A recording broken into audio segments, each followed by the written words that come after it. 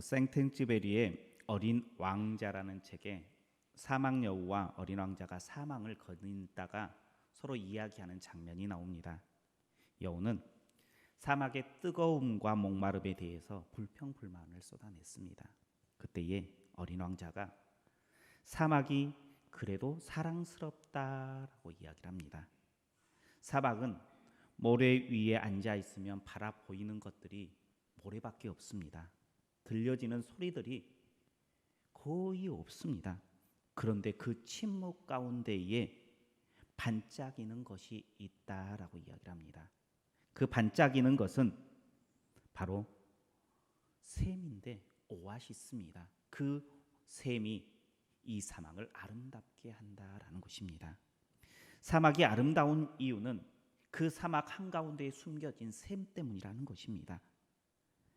보물을 발견하면 그곳이 사막이다 할지라도 아름다움이 그곳 가운데에 있습니다. 사막이 아름다운 것 다른 것이 아닙니다. 바로 그 안에 숨겨진 보물, 오아시스가 있기 때문입니다.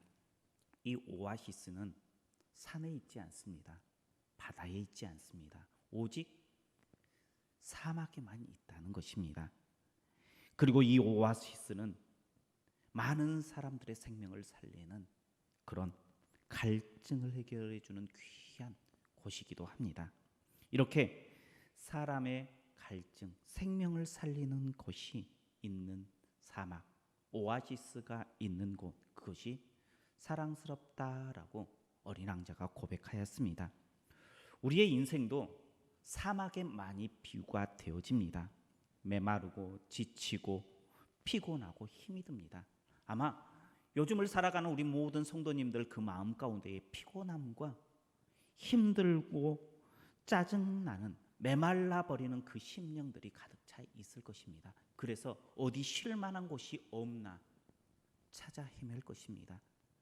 오아시스를, 인생의 사막을 걷다가 오아시스를 찾고 있는 우리의 모습과 같다는 거예요.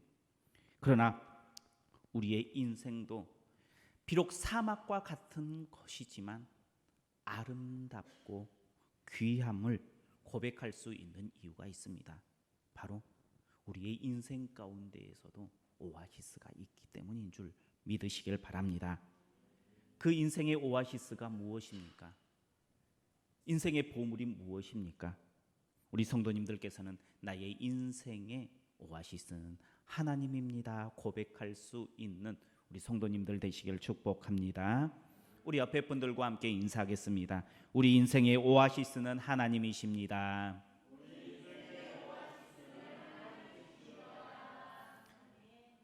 우리의 인생의 오아시스가 하나님 되심을 믿음으로 고백하는 우리 성도님들 한 분 한 분 되시길 축복합니다. 오늘은 추수감사 주일입니다. 우리 성도님들께서는 감동 2021년을 살아가면서 무슨 감사의 제목을 가지고 하나님 앞에 나와 오늘 추수감사 주일로 지키고 있습니까? 감동 2021년 한 해를 돌아보면서 하나님께서 진짜 나의 오아시스가 되어 주셨는지 한번 곰곰이 생각해 보십시오. 그리고 그 오아시스가 되어 주신 하나님을 붙잡고 감사함으로 살아가는 우리 성도님들 되시길 축복합니다. 사막에서 오아시스를 경험하는 것 쉬운 일일까요? 어려운 일일까요? 제가 사막을 이렇게 혼자 거닐려 보질 않아서 쉬운지 어려운지 장담은 하지 못할 것 같습니다. 그런데 정확히 아는 것 하나는 있습니다. 만약에 사막을 나 혼자서 거닌다면 오아시스를 발견하는 것은 거의 제로와 가깝다라는 거예요. 그런데 만약에 훌륭한 길잡이가 있다면, 그 사막을 잘 아는 사람이 같이 동행한다면 오아시스를 발견할 가능성은 거의 100%에 가까울 것이다라는 것입니다. 우리의 길잡이가 참 중요해요. 우리 앞에 오늘은 감사라는 길잡이가 놓여 있습니다. 추수감사 주일, 이 감사의 길잡이를 붙잡고 우리 인생의 오아시스이신 하나님을 만나는 우리 성도님들 모두가 되시길 축복합니다. 오늘 예수님께서는 한 사람의 믿음을 인정합니다. 그리고 그 믿음의 사람을 구원을 약속해 주는 장면이 나옵니다. 그는 인생의 오아시스를 만난 것입니다. 우리 19절 말씀을 한번 같이 보겠습니다. 19절입니다. 그에게 이르시되 일어나 가라, 내 믿음이 너를 구원하였느니라 하시더라. 아멘. 그는 인생의 뜨거운 태양 아래에 있는 사막과 같은 광야와 같은 인생을 걸어갔습니다. 그런 그가 오아시스를 만나요. 인생의 샘을 만납니다. 보물을 만납니다. 주님을 만납니다. 그리고 그의 인생이 역전되어집니다. 구원받은 하나님의 백성, 은혜 받은 백성의 삶을 그 삶 가운데에 살아갈 수 있게 되어집니다. 오늘 어떻게 오아시스인 주님을 통해서 인생의 역전을 경험했는지 말씀을 통해 나눌 때에 우리 성도님들도 우리의 인생의 오아시스를 하나님으로 고백할 수 있는 귀한 은혜의 시간 되시길 축복합니다. 먼저 오아시스이신 주님을 만나기 위해서는 주님 앞에 나와 부르짖을 때에 오아시스이신 주님을 만날 수 있습니다. 우리 말씀 12절과 13절 말씀을 같이 보겠습니다. 한 마을에 들어가시니 나병 환자 10명이 예수를 만나 멀리 서서 소리를 높여 이르되 예수 선생님이여 우리를 불쌍히 여기소서 하거늘. 아멘. 오늘 본문에 보면 출발선상에 선 사람은 인생의 역전, 오아시스를 만난 한 사람뿐이 아니라 10명의 사람이 같은 선상에 서 있었습니다. 그들은 인생의 광야를 지금 걷고 있습니다. 10명의 나병 환자, 그는 인생은 참 처참했습니다. 당시 나병 환자는 죽지 못해서 사는 사람과 같은 것이었습니다.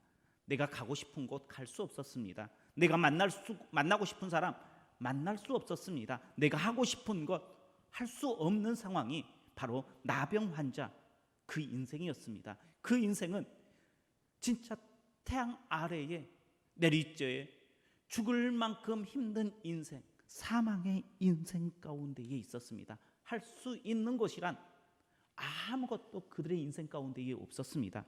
그때에 예수님께서 그들을 앞으로 지나가십니다. 그때에 인생의 광야의 사막을 걷던 그들이 예수님 앞에 나와 소리칩니다. 예수 선생님이여 우리를 불쌍히 여겨 주옵소서 하고 소리를 지르는 것입니다. 수많은 사람들이 예수님을 멀리서 바라봅니다. 그러나 그 사람들이 다 예수님 앞에 나와서 소리 지른 것은 아니었다라는 거예요. 그냥 조용히 지나가는 예수님을 바라보고만 있었어요. 그냥 구경만 하고 있었어요. 구경만 하는 사람과 부르짖는 사람과는 완전히 다른 인생을 살아갈 수 있습니다. 수많은 사람들이 주님의 전에 나와서 예배를 드립니다. 그러나 그 모든 사람들이 다 예수님을 향해서 부르짖는 것은 아니다라는 거예요. 그냥 조용히 순서에 따라서 예배만 드리고 있다는 거예요. 다르게 말하면 구경만 하고 있는 그런 성도들이 많다는 거예요. 광야 같은 인생을 걷고 있다면 이제 우리는 목소리를 높여서 주님을 향해서 외쳐야 합니다. 예수 선생님이여 우리를 불쌍히 여겨 주옵소서라고 외쳐야 된다라는 거예요. 우리 성도님들께서는 그냥 예배의 자리만 채우는 것이 아니라 우리의 마음 깊숙한 곳에서 주님을 향해서 이 시간 외치는 시간 되시길 축복합니다. 찬송하는 시간을 통해서 그냥 입술로만 찬송하는 것이 아니라 내 안에 그 깊은 곳에서 주님을 진짜 찬양해야 된다는 거예요. 찬양함으로 외쳐라는 거예요. 말씀을 들을 때에 그냥 앉아서 무슨 말씀을 하는지 한번 지켜보자라는 그런 심정이 아니라 오늘 내게 주신 말씀이 얼마나 귀한 말씀일지 기대하면서 하나님을 바라보는 거예요. 하나님께 부르짖는 거예요. 하나님 내게 말씀을 주십시오라고 부르짖는 거예요. 눈과 마음을 온전히 하나님 앞에 드리는 거예요. 이게 부르짖는 거예요. 그냥 내 목소리로 하나님 하면서 부르짖는 것이 아니라 내 마음 가운데에 하나님을 향한 그 귀한 마음, 하나님을 사모하는 그 부르짖음으로 하나님 앞에 간구하는 거예요. 하나님, 나를 불쌍히 여겨주시고 나를 고쳐주십시오. 나를 회복시켜 주옵소서. 우리 안에, 우리 심령 가운데에 그런 고백들이 가득 채워져야 되는 거예요. 그것이 바로 부르짖는 것입니다. 오늘 우리 성도님들께서는 주님을 향해서 소리 지르십시오. 외치십시오. 그리고 주님의 세미한 음성을 듣고 인생의 광야의 길을 걷는 우리 가운데에 오아시스로 찾아오시는 주님을 만나는 우리 성도님들 모두가 되시길 축복합니다. 두 번째, 주님의 은혜를 경험하기 위해서는 내가 먼저가 아니라 주님의 것이 먼저입니다 고백할 수 있는 성도가 되어야 합니다. 우리 14절과 15절 말씀을 같이 보겠습니다. 보시고 이르시되 가서 제사장들에게 너희 몸을 보이라 하셨더니 그들이 가다가 깨끗함을 받은지라. 그 중에 한 사람이 자기가 나은 것을 보고 큰 소리로 하나님께 영광을 돌리며 돌아와. 아멘. 나병으로 인생의 광야에 길을 걷고 있는 그들이 오아시스에 그 은혜가 임합니다. 예수님께서 제사장에게 가서 보여라라는 그 말씀을 듣고 제사장에게 가는 동안에 깨끗함을 받았어요. 은혜를 받았습니다. 광야와 같은 그 인생 가운데에 오아시스를 만난 것입니다. 자기의 그 지긋지긋했던 나병이 깨끗함을 입은 것이었습니다. 기뻤을까요? 안 기뻤을까요? 아마 너무나 기뻤을 것입니다. 10명의 나병 환자들은 그 기쁨을 주체하지 못했을 거예요. 서로 껴안고 눈물을 흘리면서 감격하는 시간들이 아마 그들에게 있었을 것입니다. 우리 성도님들이 그런 기쁨의 소식이 우리에게 들려진다면, 나에게 생긴다면 어떻게 하시겠습니까? 누구에게 알리겠습니까? 10명의 환자, 10명 중 9명은 자기가 사랑하는 사람을 향해서 달려갔습니다.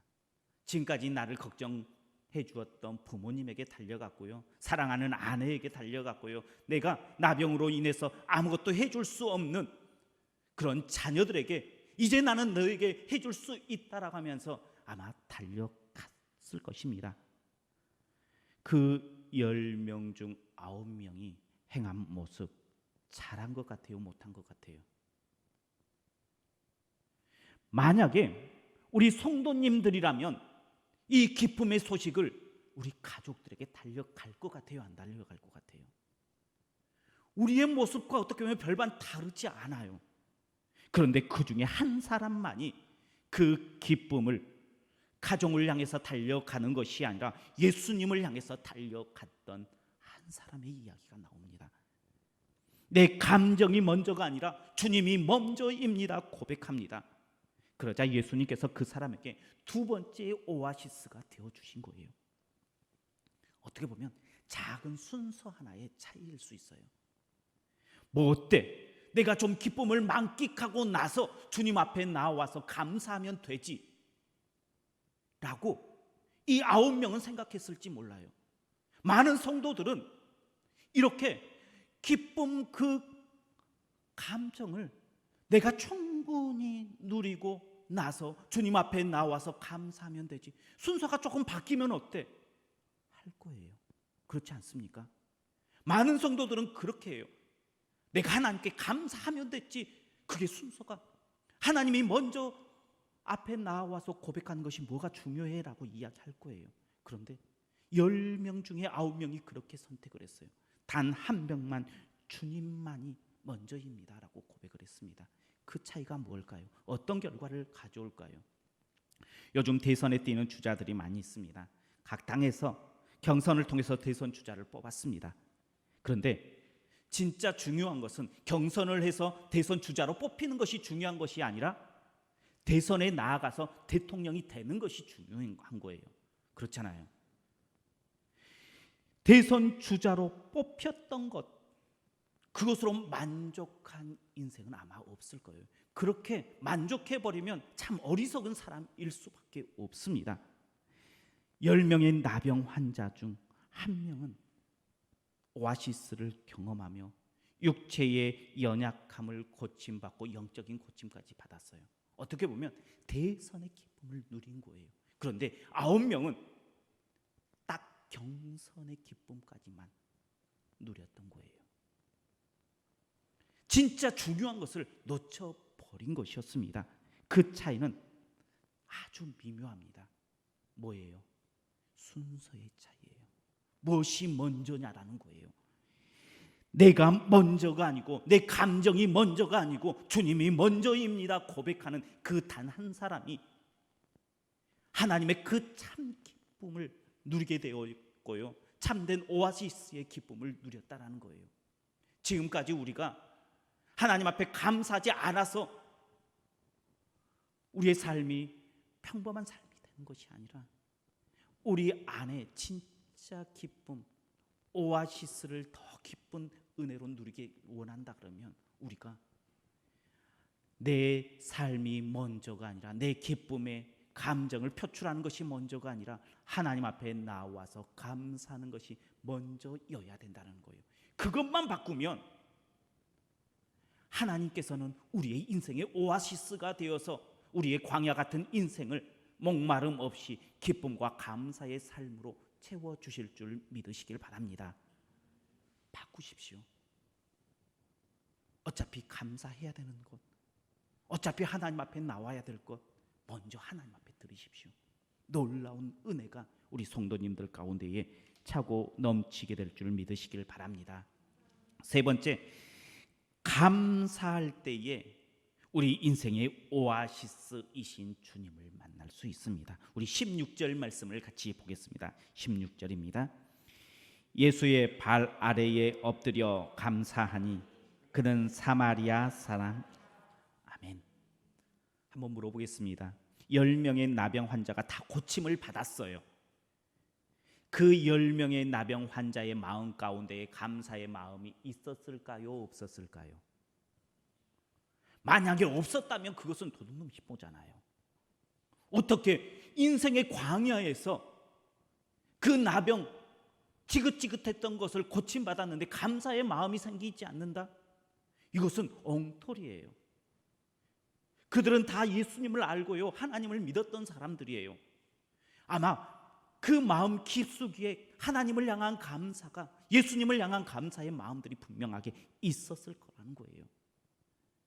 모두가 그런 감사의 마음을 10명 다 갖고 있었다는 거예요. 그런데 9명은 그 감사의 마음을 마음에 두었던 거고요, 한 명은요 그 감사의 마음을 가지고 예수님 앞에 표현했다는 거예요. 그 차이가 아주 작다라고 생각하면 작게 느껴지지만 그게 얼마나 큰 차이를 보여주고 있느냐는 오늘 본문을 통해서 보여주고 있어요. 감사의 마음을 표현한 그에게는 예수님께서 내 믿음이 너를 구원하였다라고 말씀해 주고 있어요. 표현되어지는 감사가 진짜 감사라는 거예요. 예수님께서, 하나님께서 우리의 마음을 아실까요? 모를까요? 다 아시잖아요. 우리의 궁핍함을 아는가요? 모르는가요? 아세요. 그런데 뭐라고 이야기하세요? 기도하라라고 말씀하세요. 내가 다 아니까 내가 다 해주겠다라고 이야기하는 것이 아니라 너희가 기도해라. 그러면 내가 그것을 응답해 주겠다라고 이야기해요. 하나님께서 우리가 감사의 마음을 품고 있는 것 알까요? 모를까요? 아신다라는 거예요. 그런데 하나님께서는 감사해라라고, 감사하라라고 우리에게 말씀하고 있다라는 거예요. 감사를 표현하라라고 말씀하고 있다라는 거예요. 표현하면 하나님께서 오아시스가 되어 주시어서 너의 어려움을 극복할 수 있는 힘을 주고 능력을 주고 승리를 허락해 주시겠다라고 하나님께서 지금 우리에게 약속해 주신다라는 거예요. 오늘은 추수감사 주일입니다. 감사를 길잡이로 해서 오아시스이신 하나님을 만날 수 있어요. 감사를 표현하십시오. 우리 지금 뒤에 보면 감사의 하트를 통해서 이렇게 쭉 이렇게 감사의 제목들을 쌓아 올리고 있습니다. 저 감사의 제목을 써서 올리는 것, 작년에는 감사 별로 했고 그냥 하나하나 무슨 차이가 있어, 내가 감사하면 되지, 감사의 마음을 가지고 있으면 되지, 그렇게 생각하지 마십시오. 하나님 앞에 감사의 마음을 드리십시오. 감사의 표현을 하십시오. 이렇게 감사주일이라고 해서 이렇게 제단을 쌓고 감사의 마음을 드리는 것처럼 우리의 감사의 마음을 표현하라는 거예요. 표현하면 하나님께서 그것을 갚아 주시겠다라고 약속해 주셔요. 내 믿음이 너를 구원하였다라고 말씀하고 계시다라는 거예요. 하나님께서는 우리에게 감사라는 귀한 길잡이를 우리에게 허락해 주셨어요. 그리고 감사할 수 있도록 나를 지정해 주셨어요. 얼마나 감사해요. 하나님 앞에 갈 수 있는 모든 길들을 다 만들어 주셨어요.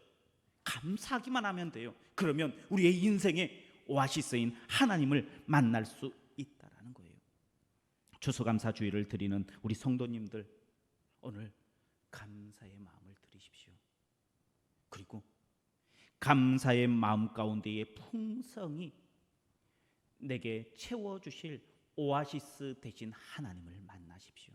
그래서 감동 2021년 이 한 해가 오아시스이신 하나님을 통해서 우리의 삶이 더 풍성해지고 더 귀한 것으로 채워주시는 은혜와 축복을 누리는 우리 모든 성도님들 되시길 축복합니다. 기도하겠습니다. 사랑이 많으신 하나님 아버지, 감사를 드립니다.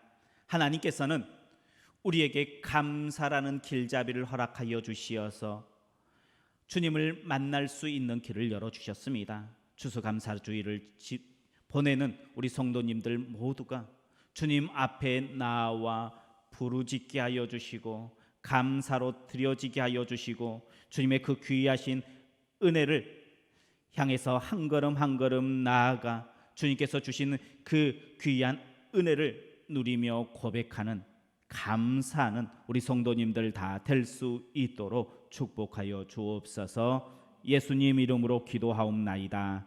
아멘.